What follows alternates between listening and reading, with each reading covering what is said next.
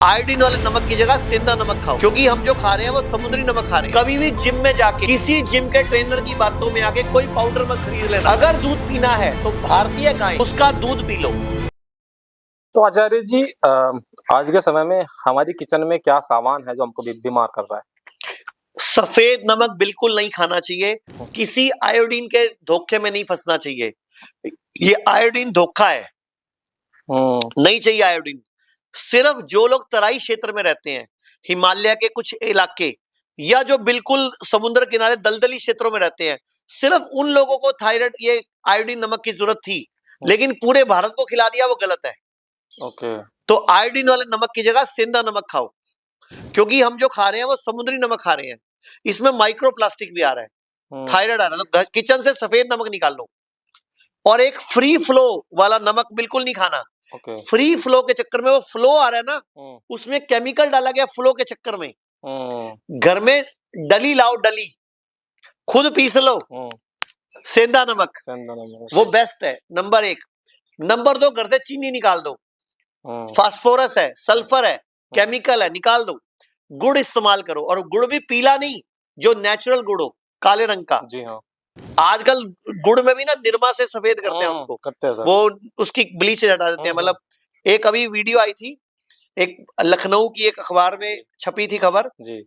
वो लड़की लगी हुई थी निरमा वाली, घूम घूम के जो कहती थी दूध सी सफेदी निरमा से आई, दूध सी सफेदी निरमा से आई। तो लिखा हुआ अखबार में कि दूध सी सफेदी निरमा से आई। मैं कई साल से चीख रही थी, क्योंकि वहां पे एक दूध बनाने का रैकेट पकड़ा गया, जो निरमा से डिटर्जेंट पाउडर से सर्फ से दूध बना रहा था। अभी जस्ट 20-25 दिन पहले यूपी में एक केमिकल पकड़ा गया, उस एक केमिकल के 1 लीटर से 500 लीटर दूध बनता है। वो है मेरे पास भी। और उसके घर में से 21,000 किलो वो केमिकल मिला। तो 21,000 किलो को 500 से गुणा कर लो। अरे भाई साहब, तो समझो 20-25 लाख लीटर का सामान हो गया वो।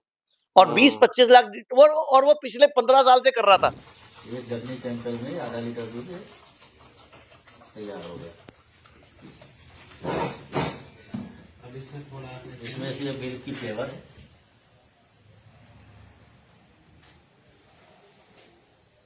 मीठा करने के लिए ये मिल्क का फ्लेवर हो गया। मीठा करने के लिए ये शक्करी,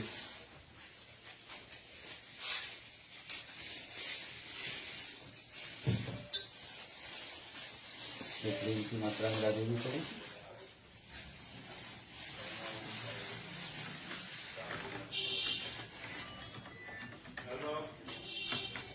अब ये दूध बनके तैयार, ये दूध बनके तैयार हो गया। ये 1 लीटर केमिकल में लगभग 400 से 500 लीटर दूध तैयार हो गया। ये क्या है केमिकल वाला? ये केमिकल इनके द्वारा लाया गया है, लेकिन इनके द्वारा बताया नहीं जा रहा है कौन सा केमिकल है। ये प्रीमिक्स तैयार है दूध बनाने के लिए, ये तैयार प्रीमिक्स है पूरा। इसमें कई केमिकलों को मिला के ये तैयार किया गया है। एक ढकनी में मतलब 5 ml में लगभग 2 लीटर दूध तैयार हो जाता है। तो ये जो बोतल में ये क्या है? ये मिल्क फ्लेवर है, ये मिल्क का फ्लेवर के लिए, ये मिल्क का फ्लेवरिंग एजेंट है। इससे दूध की स्मेल आती है। मीठा करने के लिए ये सेक्रीन है। उसके बाद 2 ये केमिकल, इसकी बल्क डेंसिटी बढ़ाने के लिए 2 केमिकल्स हैं। ये इसके बल्क डेंसिटी को बढ़ाते हैं। इसको अब आप स्मेल करेंगे तो इसकी बिल्कुल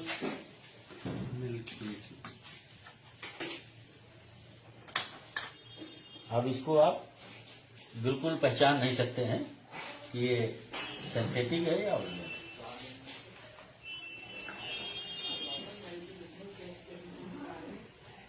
और जो केमिकल प्राप्त हुआ है, ये दोनों अभियुक्त यहाँ बैठे हुए हैं। अगर दूध पीना है तो भारतीय गाय, देसी गाय, भारतीय अपनी गाय जिसकी पीठ पे कुबड़ होता है, उसका दूध पी लो। उससे भी अच्छा उसका दही खा लो, उससे भी अच्छा उसका देसी घी खा लो। लेकिन भारतीय गाय, अमेरिकन गाय, जर्सी गाय, HF गाय, ऑस्ट्रेलियन गाय काटा मार दो, भैंस को काटा मार दो। वो दूध है, अच्छा है, लेकिन पीने लायक नहीं है।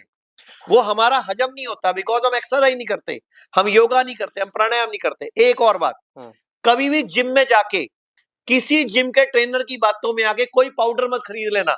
प्रोटीन वगैरह जो आते हैं, ये जो प्रोटीन पाउडर, वे प्रोटीन और ये सब खाना है, ये नहीं खाना। किडनियां फेल हो रही हैं, हिप जॉइंट घिस रहे हैं। मेरे पास एक लड़की आई 24 साल की, जी किडनी फेल। मैंने पूछा क्या किया? सर मैं जिम गई थी। क्यों गई थी? उसके जो चेस्ट थी, ब्रेस्ट, वो अंडर साइज थे। ओके तो उसको जिम वाले ने बोल दिया कि इससे आपकी ब्रेस्ट है और फिगर है, ठीक हो जाएगी। ओके ले लिया स्वाद, किडनी फेल हो गई।